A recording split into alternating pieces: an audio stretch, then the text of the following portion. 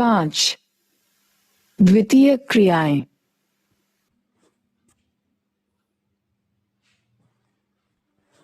संपूर्ण आर्थिक क्रियाएं चाहे वो प्राथमिक, द्वितीयक, तृतीयक एवं चतुर्थक हों, सभी का कार्य क्षेत्र संसाधनों की प्राप्ति एवं उनके उपयोग का अध्ययन करना है। ये संसाधन मनुष्य के जीवित रहने के लिए आवश्यक हैं।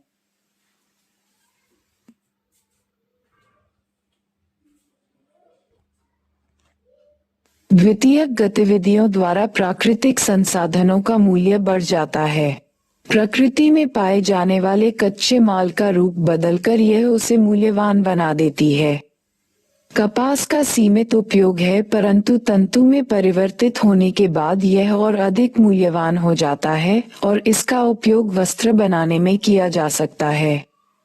खदानों से प्राप्त लौह अयस्क का हम प्रत्यक्ष उपयोग नहीं कर सकते, परंतु अयस्क से इस्पात बनाने के बाद यह मूल्यवान हो जाता है और इसका उपयोग कई प्रकार की मशीनें एवं औजार बनाने में होता है। खेतों, वनों, खदानों एवं समुद्रों से प्राप्त पदार्थों के विषय में भी यही बात सत्य है। इस प्रकार द्वितीय क्रियाएं विनिर्माण, प्रसंस्करण और निर्माण, अवसंरचना, उद्योग से संबंधित हैं। विनिर्माण। विनिर्माण से आशय किसी भी वस्तु का उत्पादन है। हस्तशिल्प कार्य से लेकर लोहे व इस्पात को गढ़ना, प्लास्टिक के खिलौने बनाना, कंप्यूटर के अति सूक्ष्म घटकों को जोड़ना एवं अंतरिक्ष यान निर्माण इत्यादि सभी प्रकार के उत्पादन को निर्माण के अंतर्गत ही माना जाता है। विनिर्माण की सभी प्रक्रियाओं में कुछ सामान्य विशेषताएं होती हैं, जैसे शक्ति का उपयोग, एक ही प्रकार की वस्तुओं का विशाल उत्पादन एवं कारखानों में विशिष्ट श्रमिक जो मानक वस्तुओं का उत्पादन करते हैं। विनिर्माण आधुनिक शक्ति के साधन एवं मशीनरी के द्वारा या पुराने साधनों द्वारा किया जाता है। तृतीय विश्व के अधिकांश देशों में विनिर्माण को अब भी शाब्दिक अर्थों में प्रयोग किया जाता है। इन देशों में सभी विनिर्माताओं का संपूर्ण रूप से चित्रण करना कठिन है। इनमें औद्योगिक क्रियाओं के उन प्रकारों पर अधिक बल दिया जाता है जिसमें उत्पादन के कम जटिल तंत्र को लिया जाता है।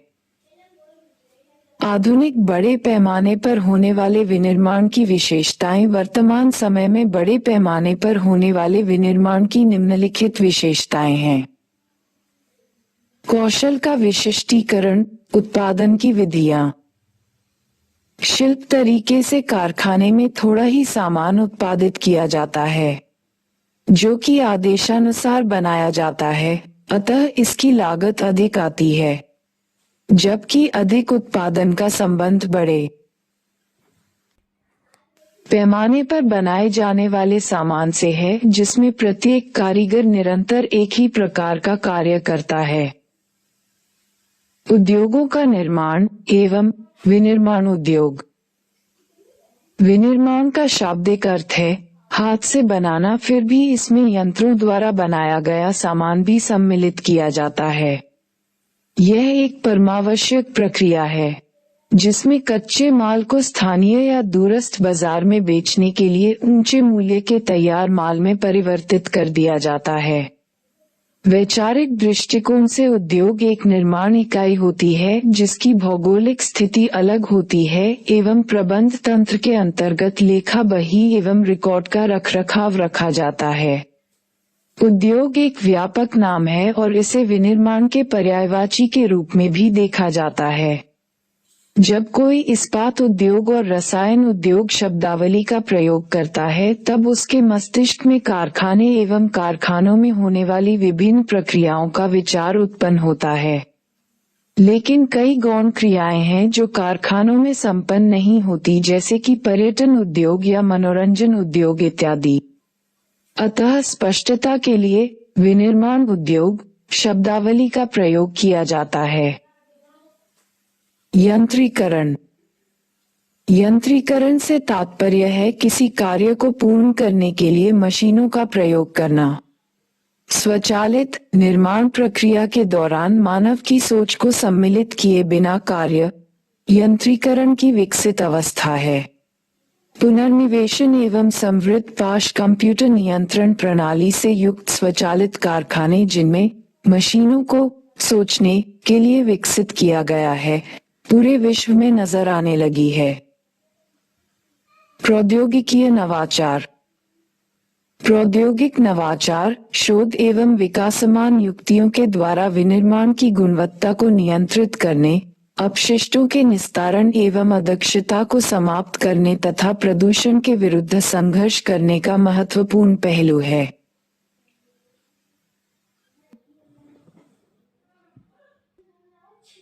संगठनात्मक ढांचा एवं स्तरीकरण। आधुनिक निर्माण की विशेषताएं हैं। एक जटिल प्रौद्योगिकी यंत्र। अत्यधिक विशिष्टीकरण एवं श्रम विभाजन के द्वारा कम प्रयास एवं अल्प लागत से अधिक माल का उत्पादन करना। अधिक पूंजी बड़े संगठन एवं प्रशासकीय अधिकारी वर्ग। अनियमित भौगोलिक वितरण। आधुनिक निर्माण के मुख्य संकेंद्रण कुछ ही स्थानों में सीमित हैं। विश्व के कुल स्थलीय भाग के 10% से कम भूभाग पर इनका विस्तार है। ये देश आर्थिक एवं राजनीतिक शक्ति के केंद्र बन गए हैं। कुल क्षेत्र को आच्छादित करने की दृष्टि से विनिर्माण स्थल प्रक्रियाओं की अत्यधिक गहनता के कारण बहुत कम स्पष्ट हैं तथा कृषि की अपेक्षा बहुत छोटे क्षेत्रों में संकेंद्रित हैं। उदाहरण के तौर पर अमेरिका के मक्का की पेटी के 2.5 वर्ग किलोमीटर क्षेत्र में साधारणतया 4 बड़े फार्म होते हैं जिनमें 10-20 श्रमिक कार्य करते हैं, जिनसे 50-100 मनुष्यों का भरण पोषण होता है। परंतु इतने ही क्षेत्र में अनेकों वृहद सम्मिलित कारखानों को समाविष्ट किया जा सकता है और हजारों श्रमिकों को रोजगार दिया जा सकता है। बड़े पैमाने पर लगाए जाने वाले उद्योग विभिन्न स्थितियों का चुनाव क्यों करते हैं? उद्योग अपनी लागत घटाकर लाभ को बढ़ाते हैं, इसलिए उद्योगों की स्थापना उस स्थान पर की जानी चाहिए जहां पर उत्पादन लागत कम आए। उद्योगों की स्थिति को प्रभावित करने वाले कुछ कारक निम्न हैं। बाजार तक अभिगम्यता।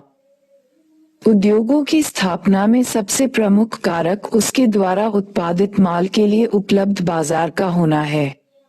बाजार से तात्पर्य उस क्षेत्र में तैयार वस्तुओं की मांग एवं वहां के निवासियों में खरीदने की क्षमता, क्रय शक्ति है। दूरस्थ क्षेत्र जहां कम जनसंख्या निवास करती है, छोटे बाजारों से युक्त होते हैं। यूरोप, उत्तरी अमेरिका, जापान एवं ऑस्ट्रेलिया के क्षेत्र वृहद वैश्विक बाजार हैं, क्योंकि इन प्रदेशों के लोगों की क्रय क्षमता अधिक है। दक्षिणी एवं दक्षिणी पूर्वी एशिया के घने बसे प्रदेश भी वृहद बाजार उपलब्ध कराते हैं। कुछ उद्योगों का व्यापक बाजार होता है, जैसे वायुयान निर्माण एवं शस्त्र निर्माण उद्योग। कच्चे माल की प्राप्ति तक अभिगम्यता। उद्योग के लिए कच्चा माल अपेक्षाकृत सस्ता एवं सरलता से परिवहन योग्य होना चाहिए। भारी वजन, सस्ते मूल्य एवं वजन घटने वाले पदार्थों अयस्क पर आधारित उद्योग कच्चे माल के स्रोत स्थल के समीप ही स्थित हैं, जैसे इस्पात, चीनी एवं सीमेंट उद्योग। कच्चे माल के स्रोतों के समीप स्थापित उद्योगों के लिए पदार्थ की शीघ्र नष्टशीलता एक अनिवार्य कारक है। कृषि प्रसंस्करण एवं डेयरी उत्पाद क्रमशः कृषि उत्पादन क्षेत्रों अथवा दुग्ध आपूर्ति स्रोतों के समीप ही संसाधित किए जाते हैं। श्रम आपूर्ति तक अभिगम्यता। उद्योगों की अवस्थिति में श्रम एक प्रमुख कारक है।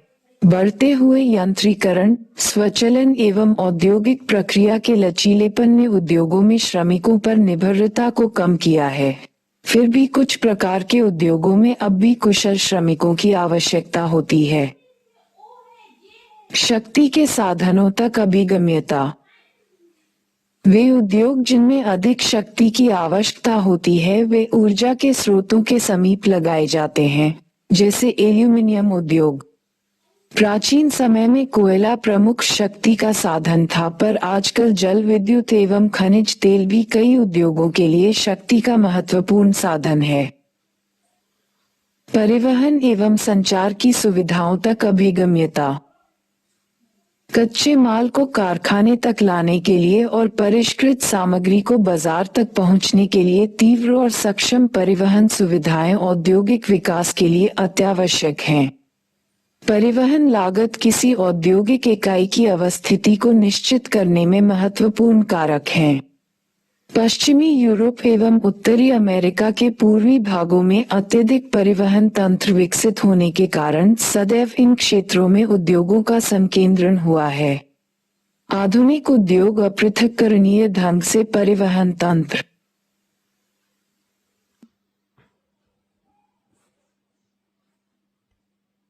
से जुड़े हैं। परिवहनीयता में सुधार सम्मिलित आर्थिक विकास और विनिर्माण की प्रादेशिक विशिष्टता को बढ़ाता है। उद्योगों हेतु सूचनाओं के आदान प्रदान एवं प्रबंधन के लिए संचार की भी महत्वपूर्ण आवश्यकता होती है। सरकारी नीति। संतुलित आर्थिक विकास हेतु सरकार प्रादेशिक नीति अपनाती है, जिसके अंतर्गत विशिष्ट क्षेत्रों में उद्योगों की स्थापना की जाती है। समूहन अर्थव्यवस्था तक अभिगम्यता, उद्योगों के मध्य संबंध। प्रधान उद्योग की समीपता से अन्य अनेक उद्योग लाभान्वित होते हैं।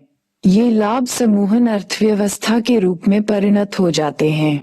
विभिन्न उद्योगों के मध्य पाई जाने वाली श्रृंखला से बचत की प्राप्ति होती है।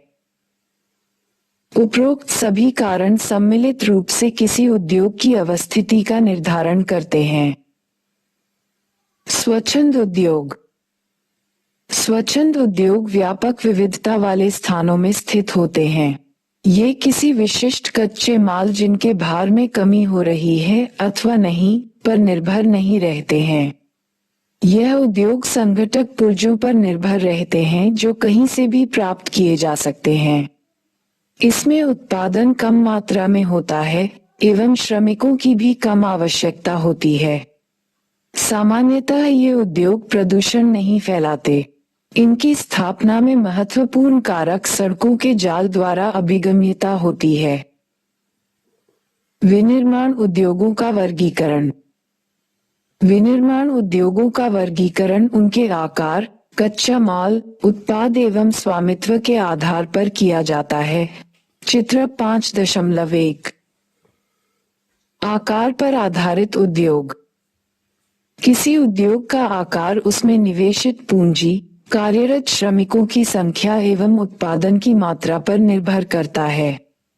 इसके अनुसार उद्योगों को घरेलू अथवा कुटीर, छोटे व बड़े पैमाने के उद्योगों में वर्गीकृत किया जा सकता है। कुटीर उद्योग। यह निर्माण की सबसे छोटी इकाई है। इसमें शिल्पकार स्थानीय कच्चे माल का उपयोग करते हैं एवं साधारण औजारों द्वारा परिवार के सभी सदस्य मिलकर अपने दैनिक जीवन के उपभोग की वस्तुओं का उत्पादन करते हैं। तैयार माल का या तो वे स्वयं उपभोग करते हैं या इसे स्थानीय गांव के बाजार में विक्रय कर देते हैं। कभी ये अपने उत्पादों की अदला बदली भी करते हैं।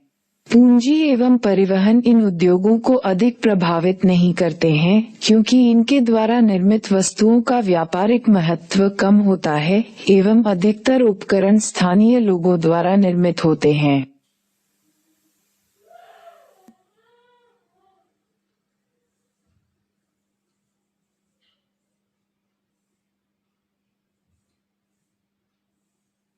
इस उद्योग में दैनिक जीवन के उपयोग में आने वाली वस्तुओं जैसे खाद्य पदार्थ, कपड़ा, चटाइयाँ, बर्तन, औजार, फर्नीचर, जूते एवं लघु मूर्तियाँ उत्पादित की जाती हैं। इसके अतिरिक्त पत्थर एवं मिट्टी के बर्तन एवं ईंट, चमड़े से कई प्रकार का सामान बनाया जाता है। सुनार सोना, चांदी एवं तांबे से आभूषण बनाता है। कुछ शिल्प की वस्तुएं बांस एवं स्थानीय वन से प्राप्त लकड़ी से बनाई जाती है। छोटे पैमाने के उद्योग। ये कुटीर उद्योग से भिन्न है। इसके उत्पादन की तकनीक एवं निर्माण स्थल, घर से बाहर कारखाना, दोनों कुटीर उद्योग से भिन्न होते हैं। इसमें स्थानीय कच्चे माल का उपयोग होता है एवं अर्धकुशल श्रमिक व शक्ति के साधनों से चलने वाले यंत्रों का प्रयोग किया जाता है। रोजगार के अवसर इस उद्योग में अधिक होते हैं, जिससे स्थानीय निवासियों की क्रय शक्ति बढ़ती है। भारत, चीन, इंडोनेशिया एवं ब्राजील जैसे देशों ने अपनी जनसंख्या को रोजगार उपलब्ध करवाने के लिए इस प्रकार के श्रम सघन छोटे पैमाने के उद्योग प्रारंभ किए हैं। बड़े पैमाने के उद्योग। बड़े पैमाने के उद्योग के लिए विशाल बाजार, विभिन्न प्रकार का कच्चा माल, शक्ति के साधन, कुशल श्रमिक, विकसित प्रौद्योगिकी, अधिक उत्पादन एवं अधिक पूंजी की आवश्यकता होती है। पिछले 200 वर्षों में इसका विकास हुआ है। पहले यह उद्योग ग्रेट ब्रिटेन, संयुक्त राज्य अमेरिका के पूर्वी भाग एवं यूरोप में लगाए गए थे, परंतु वर्तमान में इसका विस्तार विश्व के सभी भागों में हो गया है।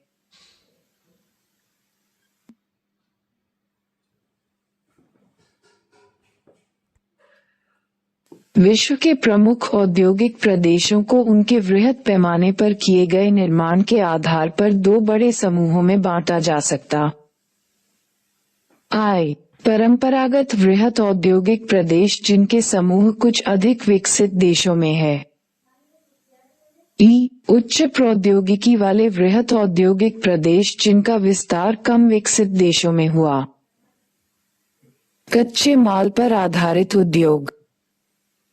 कच्चे माल पर आधारित उद्योगों का वर्गीकरण 5 शीर्षकों के अंतर्गत किया जाता है। क. कृषि आधारित, ख. खनिज आधारित, ग. रसायन आधारित, घ. वन आधारित, ग. पशु आधारित। क. कृषि आधारित। खेतों से प्राप्त कच्चे माल को विभिन्न प्रक्रियाओं द्वारा तैयार माल में बदलकर विक्रय हेतु ग्रामीण एवं नगरीय बाजारों में भेजा जाता है।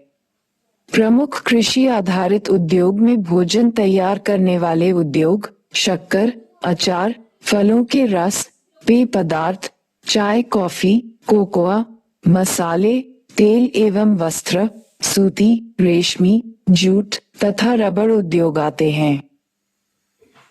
भोजन प्रसंस्करण। कृषि से तैयार खाद्य में मलाई, क्रीम का उत्पादन, डिब्बा खाद्य, फलों से खाद्य तैयार करना एवं मिठाइयां सम्मिलित की जाती हैं। खाद्य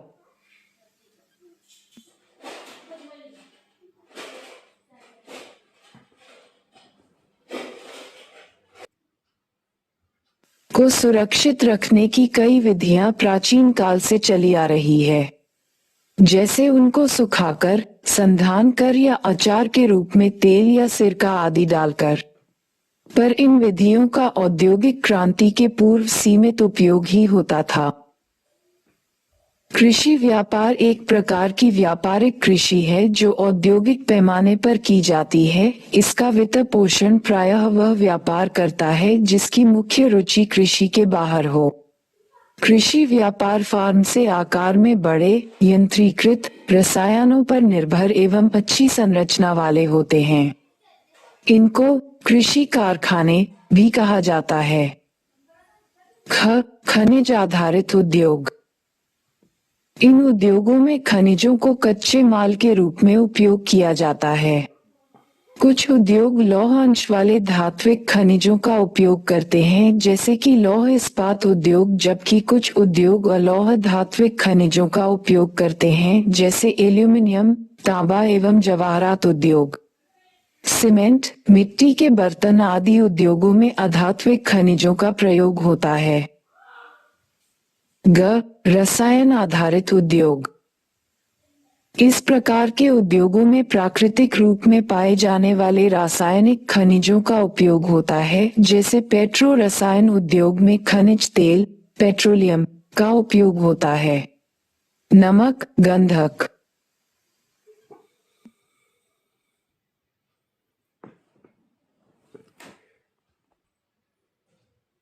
एवं पोटाश उद्योगों में भी प्राकृतिक खनिजों को काम में लेते हैं। कुछ रासायनिक उद्योग लकड़ी एवं कोयले से प्राप्त कच्चे माल पर भी निर्भर हैं। रसायन उद्योग के अन्य उदाहरण कृत्रिम रेशे बनाना, प्लास्टिक निर्माण इत्यादि है। वनों पर आधारित उद्योग। वनों से प्राप्त कई मुख्य एवं गौण उपज कच्चे माल के रूप में उद्योगों में प्रयुक्त होती है। फर्नीचर उद्योग के लिए इमारती लकड़ी, कागज उद्योग के लिए लकड़ी, बांस एवं घास तथा लाख उद्योग के लिए लाख वनों से ही प्राप्त होती है।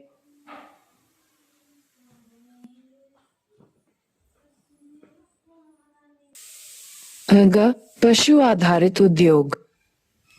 चमड़ा एवं ऊन पशुओं से प्राप्त प्रमुख कच्चा माल है। चमड़ा उद्योग के लिए चमड़ा एवं ऊनी वस्त्र उद्योग के लिए ऊन पशुओं से ही प्राप्त की जाती है। हाथी दांत उद्योग के लिए दांत भी हाथी से मिलता है। उत्पाद आधारित उद्योग। आपने कुछ मशीनें एवं औजार देखे होंगे जिनके निर्माण में लौह इस्पात का प्रयोग कच्चे माल के रूप में किया जाता है। लौह इस्पात स्वयं में एक उद्योग है। वे उद्योग जिनके उत्पाद को अन्य वस्तुएं बनाने के लिए कच्चे माल के रूप में प्रयोग में लाया जाता है, उन्हें आधारभूत उद्योग कहते हैं। क्या आप इस कड़ी को पहचान सकते हैं? लौह इस्पात वस्त्र उद्योग के लिए मशीनें उपभोक्ता के उपयोग हेतु। कपड़ा।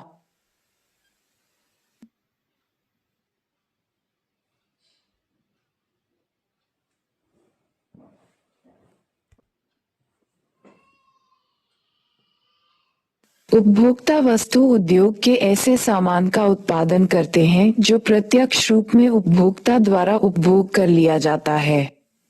उदाहरण के तौर पर रोटी, ब्रेड एवं बिस्कुट, चाय, साबुन, लिखने के लिए कागज, टेलीविजन एवं श्रृंगार सामान इत्यादि का उत्पादन करने वाले उद्योगों को उपभोक्ता माल बनाने वाले अथवा गैर आधारभूत उद्योग कहा जाता है। स्वामित्व के आधार पर उद्योग। सार्वजनिक क्षेत्र के उद्योग सरकार के अधीन होते हैं। भारत में बहुत से उद्योग सार्वजनिक क्षेत्र के अधीन है। समाजवादी देशों में भी अनेक उद्योग सरकारी स्वामित्व वाले होते हैं। मिश्रित अर्थव्यवस्था में निजी एवं सार्वजनिक दोनों प्रकार के उद्यम पाए जाते हैं। निजी क्षेत्र के उद्योगों का स्वामित्व व्यक्तिगत निवेशकों के पास होता है। ये निजी संगठनों द्वारा संचालित होते हैं। पूंजीवादी देशों में अधिकतर उद्योग निजी क्षेत्र में है। संयुक्त क्षेत्र के उद्योग का संचालन संयुक्त कंपनी के द्वारा या किसी निजी एवं सार्वजनिक क्षेत्र की कंपनी के संयुक्त प्रयासों द्वारा किया जाता है। क्या आप इस प्रकार के उद्योगों की सूची बना सकते हैं? उच्च प्रौद्योगिकी उद्योग की संकल्पना। निर्माण क्रियाओं में उच्च प्रौद्योगिकी नवीनतम पीढ़ी है। इसमें उन्नत वैज्ञानिक एवं इंजीनियरिंग उत्पादकों का निर्माण गहन शोध एवं विकास के प्रयोग द्वारा किया जाता है। संपूर्ण श्रमिक शक्ति का अधिकतर भाग व्यावसायिक सफेद कॉलर श्रमिकों का होता है। ये उच्च दक्ष एवं विशिष्ट व्यावसायिक श्रमिक वास्तविक उत्पादन नीला कॉलर श्रमिकों से संख्या में अधिक होते हैं। उच्च प्रौद्योगिकी उद्योग में यंत्रमानव कंप्यूटर आधारित डिजाइन, कैड तथा निर्माण, धातु पिघलाने एवं शोधन के इलेक्ट्रॉनिक नियंत्रण एवं नए रासायनिक व औषधीय उत्पाद प्रमुख स्थान रखते हैं। इस भूदृश्य में विशाल भवनों, कारखानों एवं भंडार क्षेत्रों के स्थान पर आधुनिक, नीचे साफ सुथरे, बिखरे कार्यालय एवं प्रयोगशालाएं देखने को मिलती हैं। इस समय जो भी प्रादेशिक व स्थानीय विकास की योजनाएं बन रही हैं, उनमें नियोजित व्यवसाय पार्क का निर्माण किया जा रहा है। वे उच्च प्रौद्योगिकी उद्योग जो प्रादेशिक संकेंद्रित हैं, आत्मनिर्भर एवं उच्च विशिष्टता लिए होते हैं, उन्हें प्रौद्योगिक ध्रुव कहा जाता है। सैन फ्रांसिस्को के समीप सिलिकन घाटी एवं सिएटल के समीप सिलिकन वन प्रौद्योगिक ध्रुव के अच्छे उदाहरण हैं। क्या भारत में कुछ प्रौद्योगिकी ध्रुव विकसित हो रहे हैं?